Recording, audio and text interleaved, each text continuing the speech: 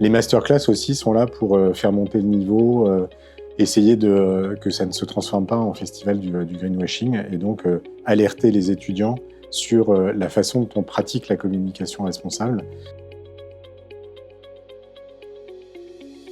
Je suis Olivier Bayou, je suis directeur du planning stratégique et de la RSE de Saatchi & Saatchi, qui est une agence du groupe Publicis, et je suis référent du master RSE et communication responsable à l'ESP.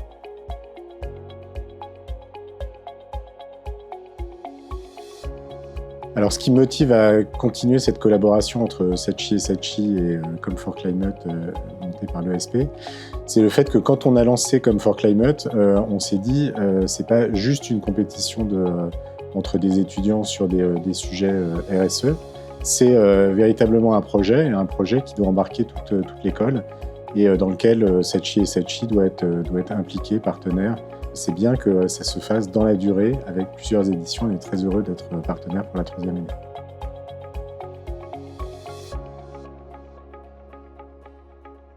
J'ai l'impression que le projet déjà a pris de l'ampleur, c'est-à-dire qu'en 2e année, il y avait beaucoup plus d'étudiants que la première année.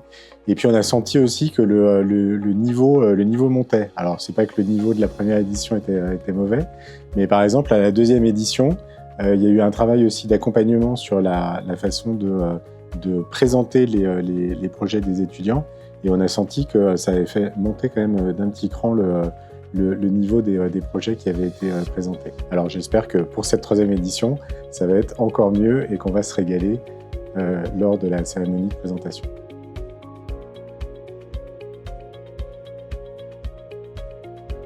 Alors il y a un projet qui m'a marqué lors de la première édition, qui était un projet dans lequel les étudiants avaient tout construit autour d'une sorte de mea culpa de la communication pour dire on a merdé. Alors ce projet n'a pas eu le prix, voilà, et on a senti qu'il y avait une petite incompréhension autour du fait qu'il n'avait pas été retenu.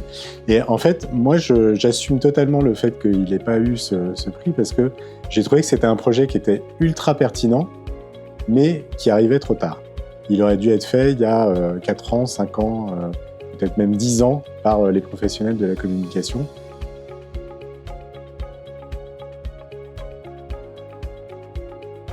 Je pense que ce qui fait la force et l'originalité de Come4Climate, c'est déjà l'ampleur du projet, puisque ça embarque des milliers d'étudiants. Ce qui fait la singularité aussi de ce projet, c'est le fait qu'on a des vrais briefs d'ONG, des vrais briefs d'entreprises. Les masterclass aussi sont là pour faire monter le niveau, essayer que ça ne se transforme pas en festival du greenwashing et donc alerter les étudiants sur la façon dont on pratique la communication responsable. Et je pense que la perspective, c'est pas juste une compétition entre étudiants, c'est aussi leur montrer que tout ce qu'ils savent faire, ils peuvent le mettre au service de quelque chose de plus important et d'essentiel pour la société.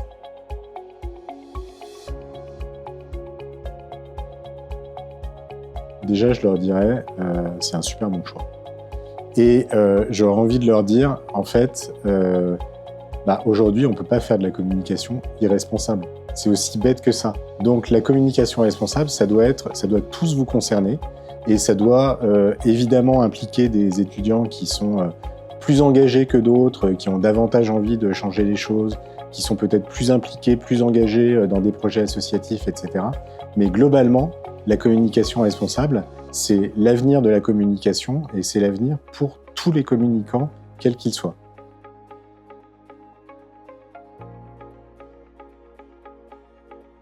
Alors, moi, je voudrais que le mot qui résume Come4Climate, ça soit l'enthousiasme. L'enthousiasme des étudiants qui plongent dans les briefs, l'enthousiasme des entreprises et des associations qui ont bien voulu nous partager des briefs et qui sont des super briefs et je suis très heureux du panel qu'on a cette année. Et puis l'enthousiasme qu'il y a sur le rendu final parce que à chaque fois qu'on découvre ces projets, on se dit finalement on a bien fait de faire cet événement et c'est enthousiasmant de voir la mobilisation qui s'est créée autour de Come4Climate.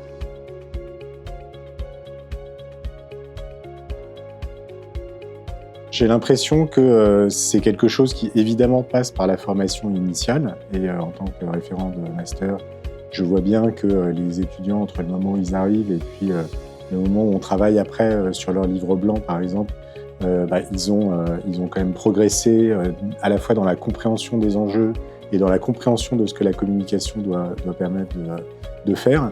Mais je pense que les enjeux, ils concernent aujourd'hui pas que les étudiants. Ils concernent tous les professionnels de la communication qui doivent se former, qui doivent essayer de comprendre les enjeux du changement climatique, les enjeux de la transition écologique et sociale.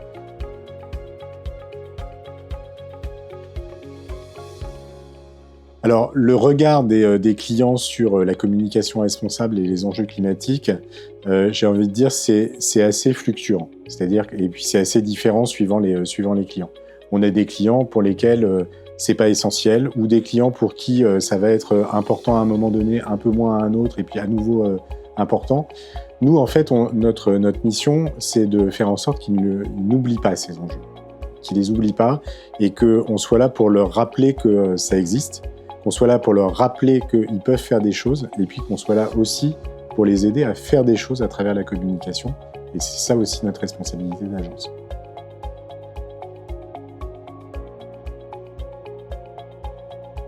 Chez Saatchi & Saatchi, on est labellisé, on vient de repasser là, pour la 3e fois le label RSE Agence Active de la ACC et de l'AFNOR. Nous, en fait, chez Saatchi, on a, on va dire, principalement deux orientations qui sont finalement très complémentaires. On a une orientation à travers Great Place to Work. On a amélioré nos scores sur ces éléments.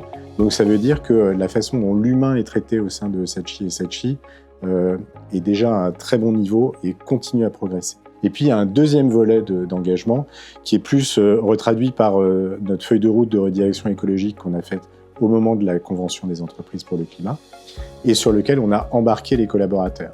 Et l'embarquement des collaborateurs, il s'est fait à la fois à travers des actions de sensibilisation, mais il se fait beaucoup plus concrètement à travers de la formation et aussi des choses qu'on fait pour nos clients, qu'on fait pour des grands clients, qu'on fait pour des nouveaux modèles économiques qui sont en train de disrupter leur marché à travers un niveau d'engagement supplémentaire. Et puis on le fait aussi à travers des pro bono, et des pro bono qui sont des engagements de l'agence auprès d'associations, pas uniquement dans la perspective d'avoir des prix. Oui, c'est super d'avoir des prix avec des associations, mais aussi pour aider ces associations à sortir de l'anonymat, à exister, à faire progresser leur mission, et puis à contribuer activement à la lutte contre le réchauffement climatique.